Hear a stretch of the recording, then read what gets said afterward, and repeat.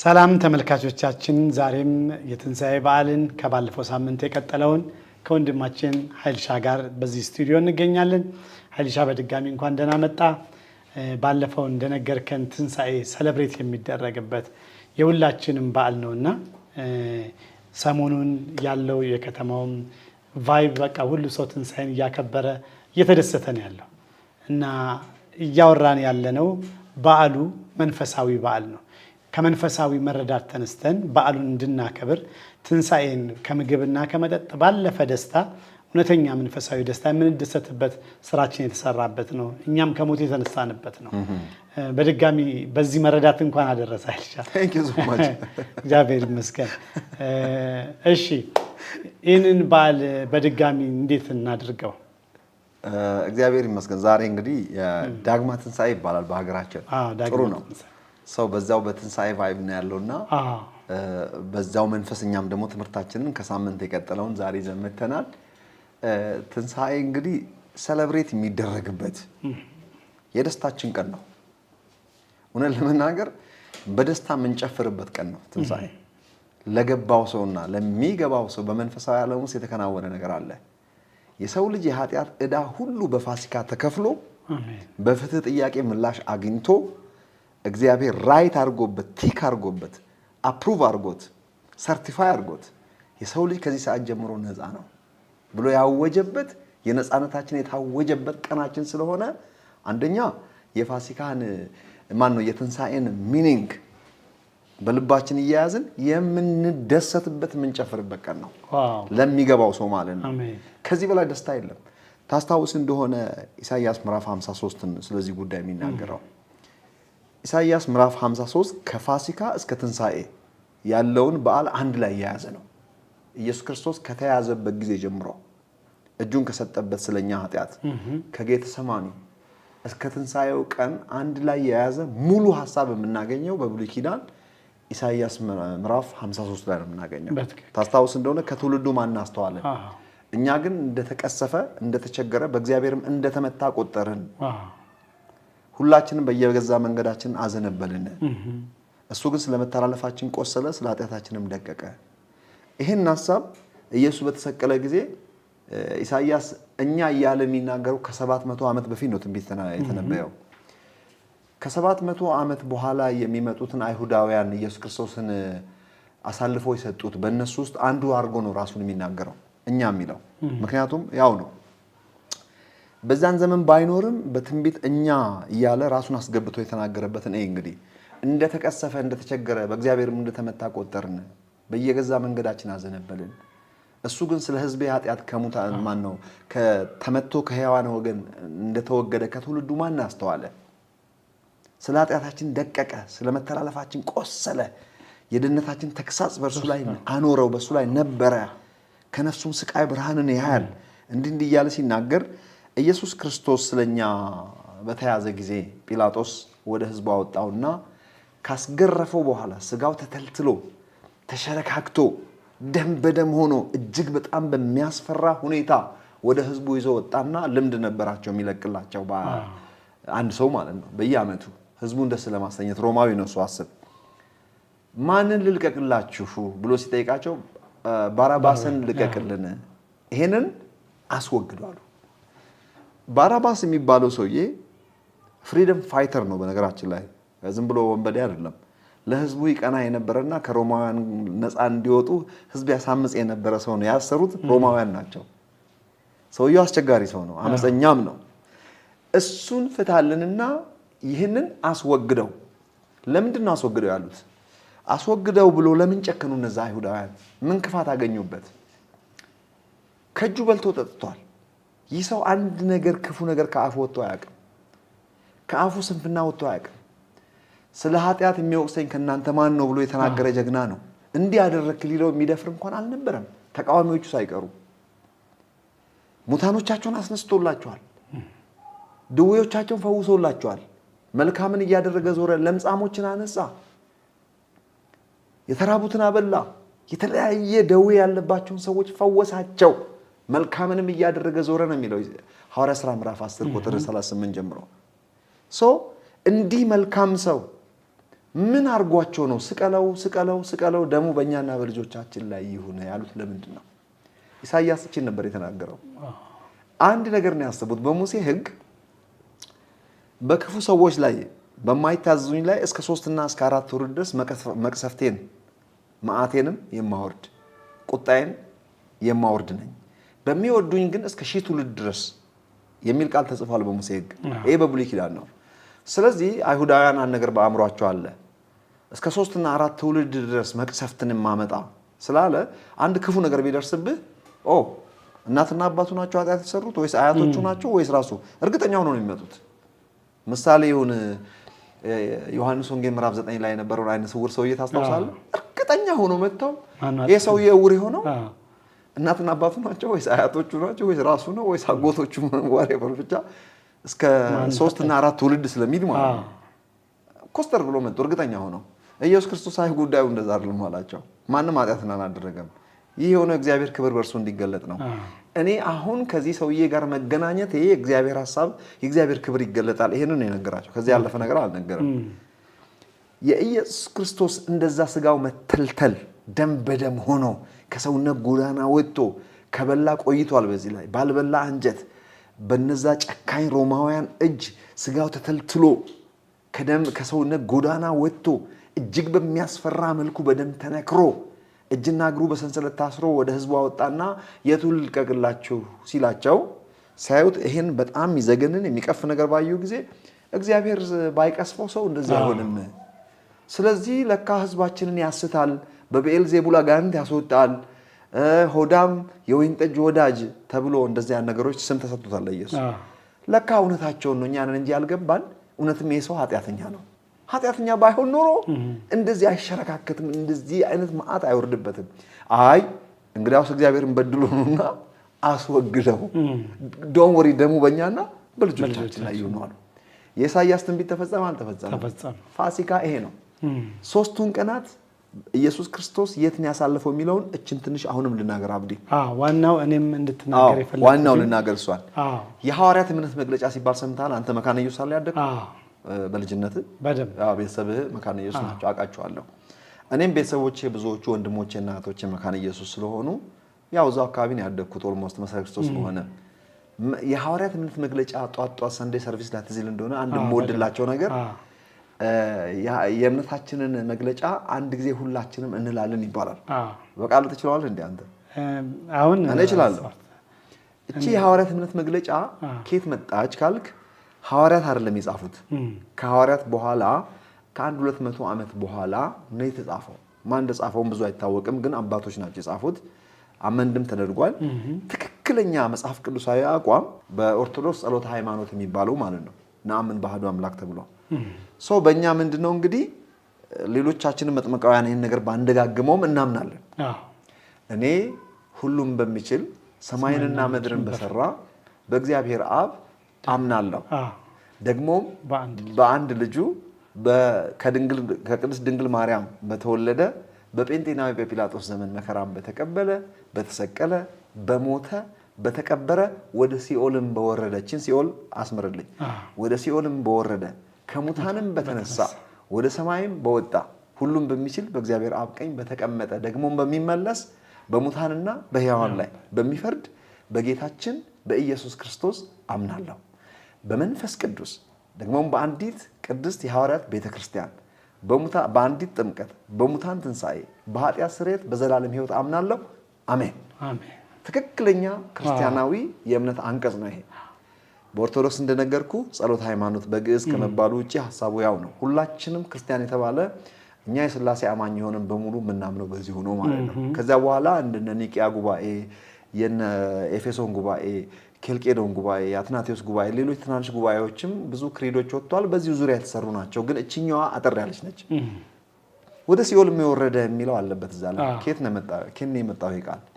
ሐዋርያት ሥራ ምዕራፍ 2 ላይ ቅዱስን መበስበስን ያይ ዘንድ አትተውምና ነፍሴንም በሲኦል ውስጥ አትተዋትም። ስለ ኢየሱስ ክርስቶስ ሞት ነው የሚያወራው። 3ቱን ቀን የት ነው ያሳለፈው? ሪሊ ወደ ሲኦልም በወረደ ብለው አባቶችን መጻፉልን። መጽሐፍ ቅዱስም ነፍሴን በሲኦል ውስጥ አትተዋትም የሚለው በግሪክ ቋንቋ ሄዲስ ነው የሚለው። ጨለማው የሙታን ዓለም በዛ አትተዋትም። ስጋዬም መበስበስን ያይ ዘንድ አትተወው። ወደ ላይ ወጣ የሚለው ቃል ወደ ጥልቁ ወረደ ማለት ካልሆነ በስተቀር ምንድነው? ሲኦል ምንድነው ለሚለው ጀነራሊ ታች ማለት ነው። ታች የሚለው እስከ መቃብር ብቻ አይደለም። ጀነራሊ የሙታን ዓለም በሙሉ ሲኦል በሚል ይጠቃልላል። ሲኦል እንደ መጽሐፍ ቅዱስ የግድ የሚቀጣጠል እሳት ማለት አይደለም። ትንቢታዊ ምሳሌያዊ ንግግር ነው። ስቃይን ለማመልከት እሳት እንግዲህ አስብ አንተ በቁም አንድ ሰው እሳት የማይጠፋ እሳት ውስጥ ቢወረወር ምን ያህል ዘግናኝ እንደሆነ አስብ። በሰው ቋንቋ እንደው የሲኦልን ስቃይ ይገልጥ እንደሆነ ተብሎ በምሳሌ መጽሐፍ ቅዱስ ያስተማረን እንጂ ከዛ ከእሳትም ያለፈ አሰቃቂ ነገር ነው ሲኦል ማለት። ዘላለማዊ ብቸኝነት፣ ዘላለማዊ ተስፋ መቁረጥ፣ ዘላለማዊ ሐዘን፣ ዘላለማዊ በቃ ዳርክነስ፣ ኢተርናል ሎንሊነስ፣ ኢተርናል ሆፕለስነስ፣ በአጠቃላይ ህይወት የሚባል የሌለበት ስፍራ፣ በሌላ ቋንቋ እግዚአብሔርና የእግዚአብሔር ህይወት ዝር የማይልበት ስፍራ፣ ሊረዳ የሚመጣ መልአክ የለም፣ አይዞ የሚል መንፈስ ቅዱስ የለም፣ ቀረብ ብሎ የሚያጽናና ሂውመን ቢንግ ወይ ሰው ዘር በዛ የለም፣ ህይወት የሚባል ነገር የለም፣ ለምለም ነገር አይታይም። ብቸኛ በዛ ስፍራ የሚመጣው ያለ ከልካይ ሰይጣን ነው። ሲኦል ማለት ይሄ ነው። እጅግ ያስፈራል። ኢየሱስ ክርስቶስ ለምንድን ነው ነፍሴን በሲኦል ውስጥ አትተዋትም ያለው? 3ቱን ቀናት ለምን በዛ ማሳለፍ አስፈለገው? በስጋው ሞተ በመንፈሱ ሕያው ሆነ ይላል መጽሐፍ ቅዱስ። እመጣበታለሁ። ወደ ሲኦልም እንደወረደ ጴጥሮስ ተናግሯል። ብዙ ዲቴል አለው እዛ ጋር ሰዓት ለማይበቃን ከኖህ ልጆች ጋር አያይዘው ነው፣ ከኖህ ፋሚሊ ጋር አያይዘው ነው። ምሳሌያዊ ንግግር ነው። ለነዛ 8 ሰዎች ብቻ ሰበከ ማለት አይደለም። በውሃ የዳኑ በዛን ሰዓት ሁሉ እምቢተኛ ሆኖ ጠፍቶ የዳኑ ጥቂት ሰዎች የሉ። ስለነዛ ሰዎች በአብርሃም እቅፍ ስላሉ ሰዎች ሁሉ ሰብስቲቱት የሚያደርጉ ላንጉጅ ነው። ኦኬ እዛ ጋር አልሄድም። 3ቱን ቀናት ኢየሱስ ክርስቶስ በዛ ውስጥ ማሳለፍ ያስፈለገው አንድ ኃጢአተኛ ቢሞት እኔና አንተ ጌታን ሳንቀበል ብንሞት የኛ ቅጣት እስከ ስጋ ሞት አይደለም። እስከ ምን ድረስ ነው? እግዚአብሔር እውነተኛ ከሆነ መጽሐፍ ቅዱስ እውነት ከሆነ የአንድ ኃጢአተኛ ሰው መጨረሻ ቤት ነው፣ እስከ ጥልቁ ነው አይደል? በስጋማ ማንም ሰው ይሞታል። እውነት ነው።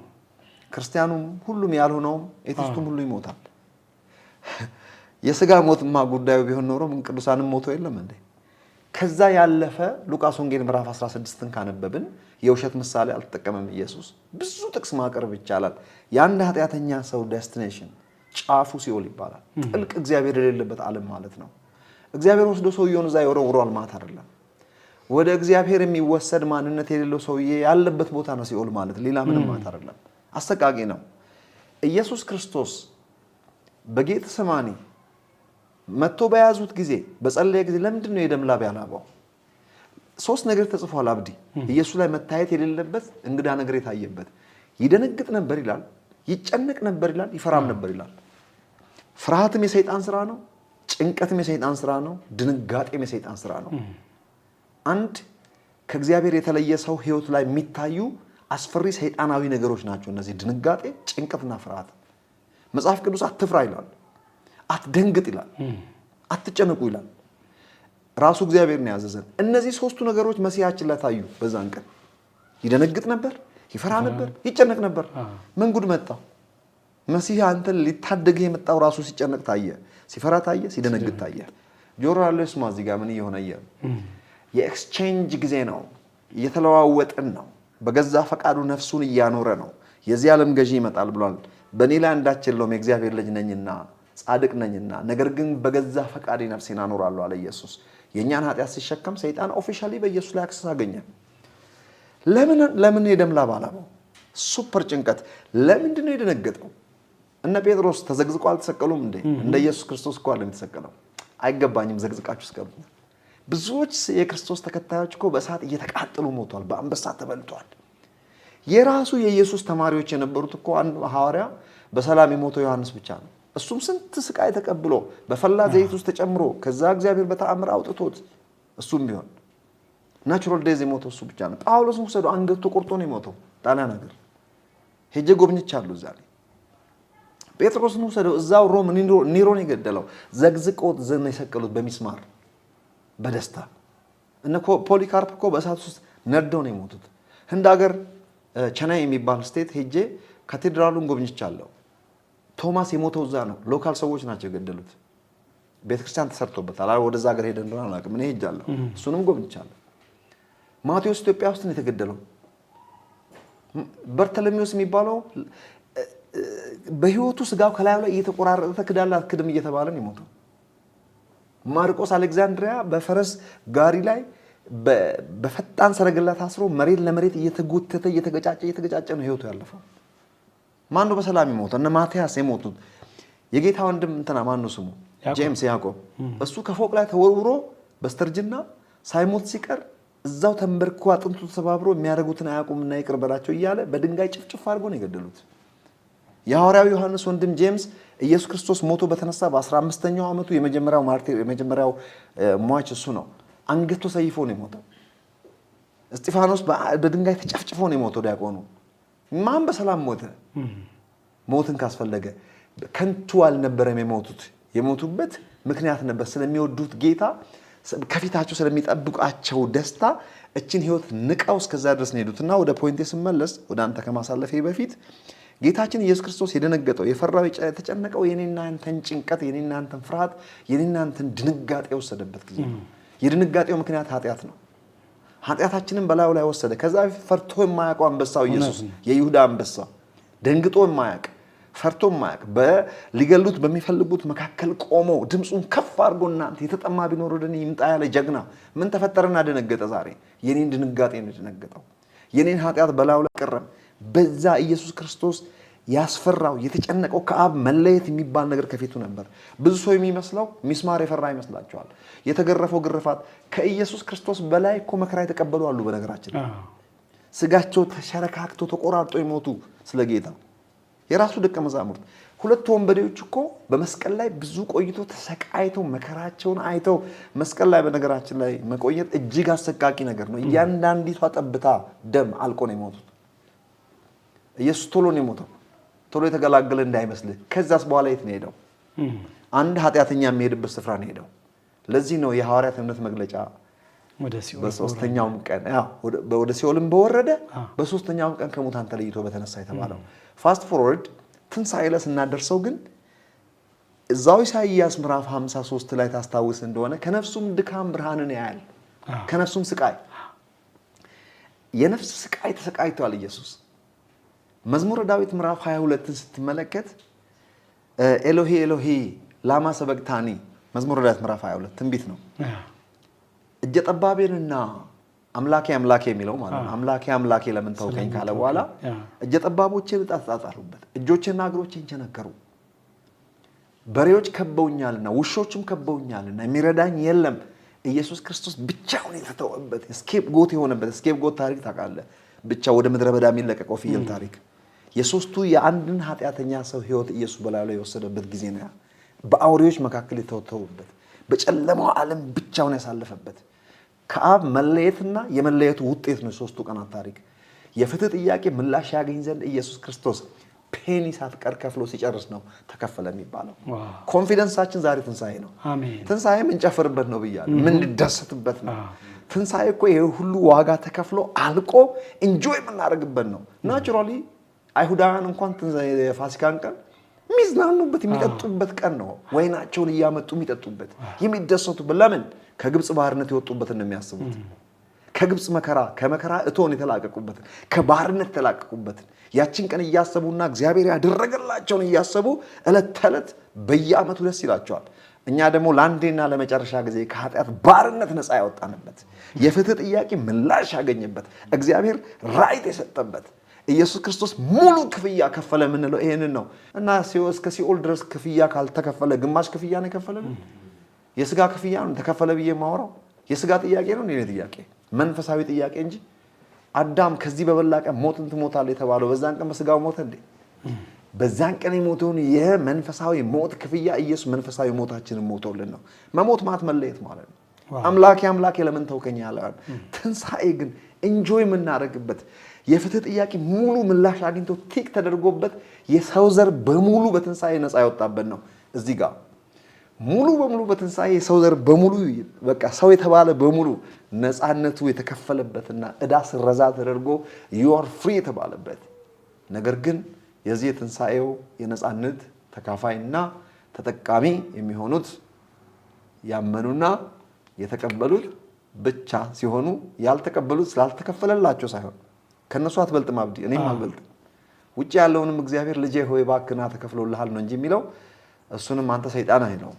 ምንም ውጭ ቆሟል እየተለመነ ነው። ሲመጣ ካንተ እኩል ነው። ዋጋ እኩል ነው የተከፈለልን። የትንሣኤ አካል፣ የደስታው አካል፣ የህይወት አካል ኢየሱስ ወደ ስልጣኑ፣ ወደ ክብሩ፣ ወደ ኃይሉ የተመለሰበት የዚህ አብረን ተመልሰናል። ለምን ውጭ ቆማቸዋል? እግዚአብሔር የተመሰገነ ይሁን። አሩ ነው ቀጣይ ጥያቄ ካለ በጣም ደስ ይላል። ኃይልሻዬ እንግዲህ ኢየሱስ ክርስቶስ የሞተበት ይሄ ትልቁ ዋጋ የተከፈለበት ምክንያት እንዲያው ስቃዩም ደግሞ ይሄ ሁሉ ስቃይ ስጋ ላይ የቀረ እንዳልሆነ ያሳየን መልኩ መጀመሪያ የሞተው ከመንፈሱ ከእግዚአብሔር በመለየት ነው። ስለዚህ የእግዚአብሔር መለየትን መተውን ምን ያህል ወይም ደግሞ ወደ ሲኦል መውረድ ምን ያህል ቅጣቱ ከባድ እንደሆነ በኢየሱስ ክርስቶስ አይተናልና ኢየሱስ ክርስቶስ በእነዚህ 3 ቀን ያሳለፈው መከራ በነፍሱ በስጋው በመንፈሱ የተቀጣው ቅጣት ምክንያቱም የኛ ሞት የሚያመጣብን ቅጣት ይሄ ስለሆነ ማለት ነው። እና ግን ከዚህ ባለፈ ደግሞ ኢየሱስ አሁን ተነስቷል። ይሄ ሁሉ ዋጋ የተከፈለበት እኛን አብሮ ለማስነሳት ነው። ስለዚህ የትንሣኤስ ዋጋ ምንድን ነው? የኃጢአት ዋጋ ተከፈለ። በጣም የሚገርም አሰቃቂ ሞቶች ሞቶ ኢየሱስ ክርስቶስ 3ቱንም ክፍያ ከፍሎልን በትንሣኤው ደግሞ ሲነሳ የተከፈለልን ዋጋ በትንሣኤ ውስጥ ያለው ኃይል የትንሣኤ ኑሮ ከትንሣኤ በኋላ ደግሞ እኛ እንዴት ነው እነዚህ የተከፈሉትን ክፍያዎች ኢንጆይ የምናደርጋቸው? በጣም አሪፍ። መጀመሪያ ማወቅ ያለብን ነገር ያገኘነውን ነገር ለማወቅ ያጣነውን ማወቅ ያስፈልጋል። ዘፍጥረት ምዕራፍ 3 ላይ ያጣነው ምንድነው?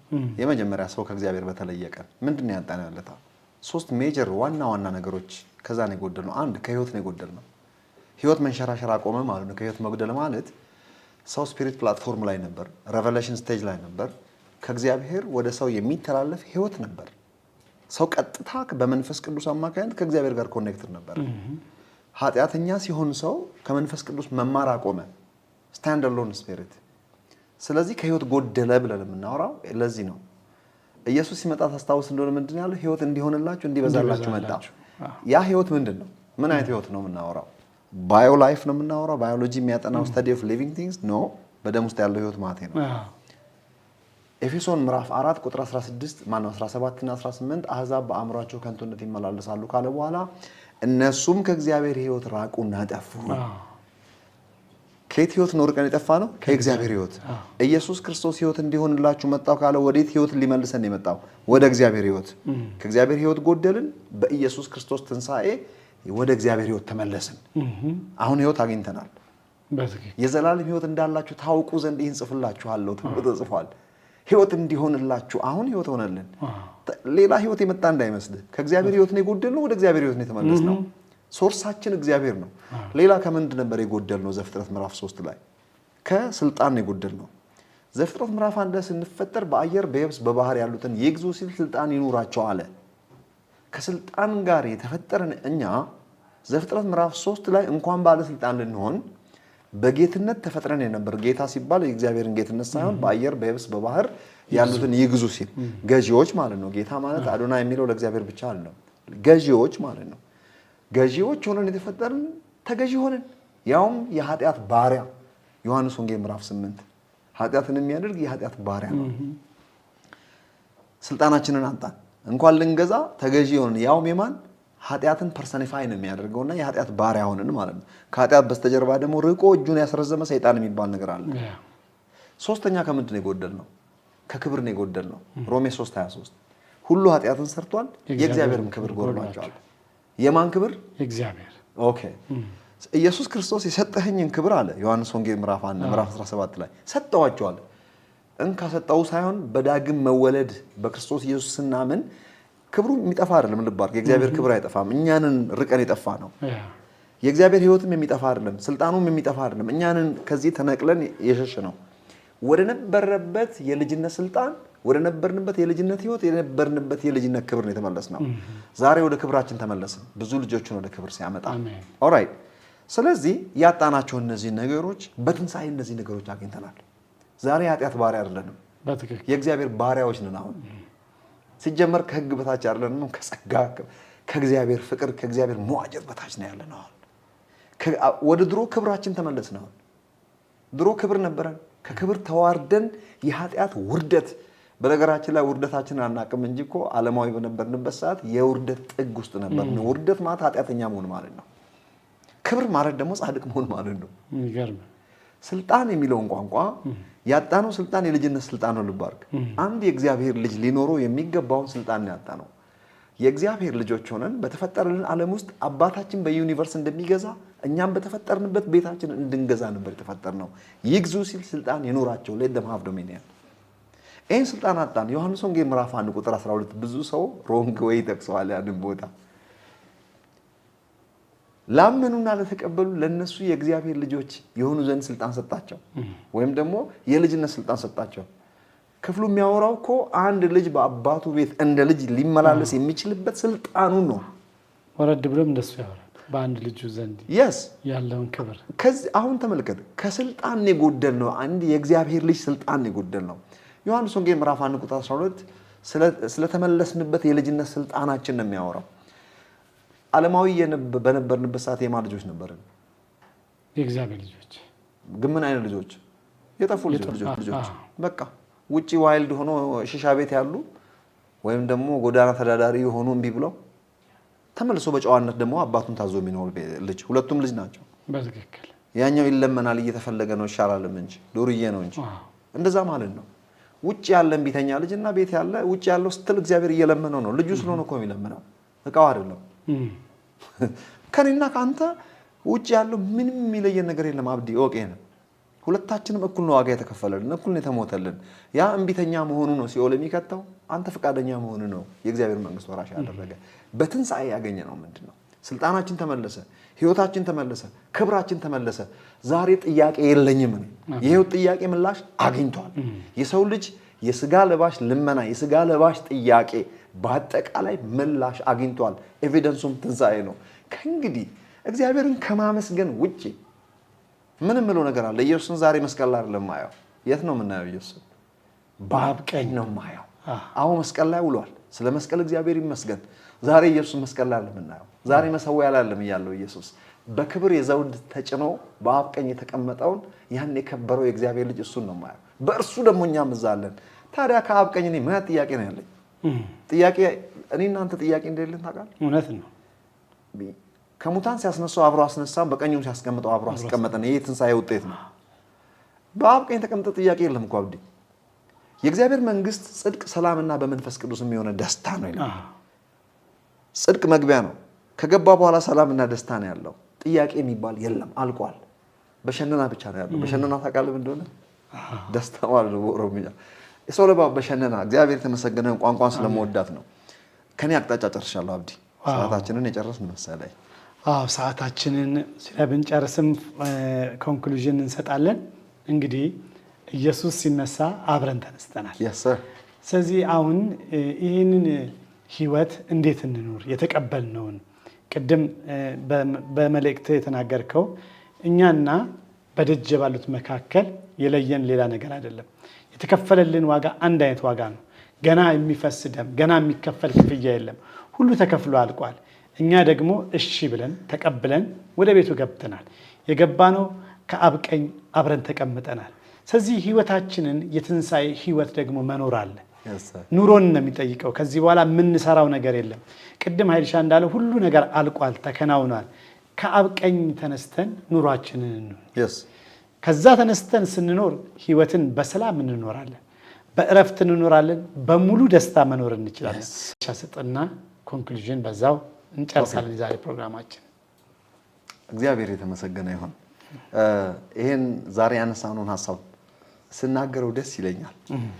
የተከፈለው የህይወት ክፍያ ምን እንደሆነ ይገባኛል፣ በደንብ ነው የምንረዳው። ስለዚህ ሳወራው ደስ ይለኛል። ወንድሞቼና እህቶቼ የትንሣኤን ህይወት ስታስቡ ምን እንደሚሰማቸው አላውቅም። አብዲ በመጨረሻው ነገር ተናግሮ ነበር። በውጭ ያሉ ሰዎችና እኛ በውስጥ ያለን ሰዎች የሚለየን አንድ ነገር ነው። ምንም ከነሱ አንበልጥም፣ ከነሱ የተሻልን አይደለንም። አባት ለሁሉም ልጆቹ እኩል ፍቅር ነው ያለው። ለኔና ለእናንተ ዳግም ለተወለድን ሰዎች ያለውን ፍቅር ያህል ውጪ ላለው ሰው፣ ጫት ቤት ላለው፣ ሺሻ ቤት ላለው፣ ድራግ አዲክት አልኮሆሊክ ለሆነው ሰው እኩል ነው። እየለመነው ልጄ ሆይ እያለ ነው እየለመነ ያለው። ተከፍሎልሃል እኮ የሞት ዕዳ ተከፍሎላል፣ የኃጢአት ዕዳ ተከፍሎላል። ውጪ ምን ትሰራለህ? እና ግባ፣ ከሰይጣን ቁጥጥር ውጪ ውጣ ይላል። እንግዲህ ተመልከቱ፣ ለዚህ ነገር የዚህ አሁን ያወራነውን ህይወት ተካፋይ ለመሆን መንገዱ በጣም ቀላል ነው። እውቅና መስጠት ብቻ ነው የሚያስፈልገው። ጌታን መቀበል ብለን የምንጠራው እውቅና መስጠቱን ነው። ምን ማለት ነው እውቅና መስጠት ማለት? እርሱ ኢየሱስ ስለ ኃጢአት ሞቷል፣ እኔን ለማጽደቅ ከሙታን ተነስቷል። ይሄ ሁሉ አሁን በትምህርት ያስተማርነው እኔ ነኝ ምክንያቱ፣ ጉዳዩ ለእኔ ነው ብሎ ማመን ብቻ ነው። እኔ የምላችሁም በሉ እስቲ በሆነ አጋጣሚ ይነበር ነው ለማን እየተናገርን እንደሆነ የዛሬው ትምህርታችን እንደ ትንሽዬ የነካችሁ ሰዎች እኔ የምላችሁም በሉ። ለምንድን ነው በሉ የምለው? በልባችሁ ስታምኑ ትድናላችሁ፣ በአፋችሁ ስትመሰክሩ ትጸድቃላችሁ። መጽሐፍ ቅዱስ አመንኩ ስለዚህም ተናገርኩ ስለሚል መናገርን ይጨምራል ማለት ነው። ኦኬ ጌታ ኢየሱስ ሆይ በሉ እስቲ። ጌታ ኢየሱስ ሆይ አንተ ስለ ኃጢአቴ እንደሞትክ እኔን ለማጽደቅ ከሙታን እንደተነሳ በፍጹም ልቤ አምናለሁ። ከዚህ የተነሳ ልቤን ከፍቼ ወደ ልቤ ጋብዝሃለሁ። አንተ ጌታዬ ነህ፣ አዳኜ ነህ። ያላንተ አዳኝ የለም። ለዚህም ማረጋገጫ እንዲሆነኝ እምነቴ በአብ በወልድ በመንፈስ ቅዱስ አንድ አምላክ ነው። አመሰግናለሁ። በጌታ በኢየሱስ ስም ይህን ጸሎት ጸለይኩ። አሜን። ይህን ጸሎት የጸለያችሁ ሰዎች ስማችሁ በሕይወት መዝገብ ላይ ተጽፏል። ላይጠላችሁ ወዷችኋል፣ ላይጠላችሁ ተቀብሏችኋል። እንኳን ደስ ያላችሁ። ደህና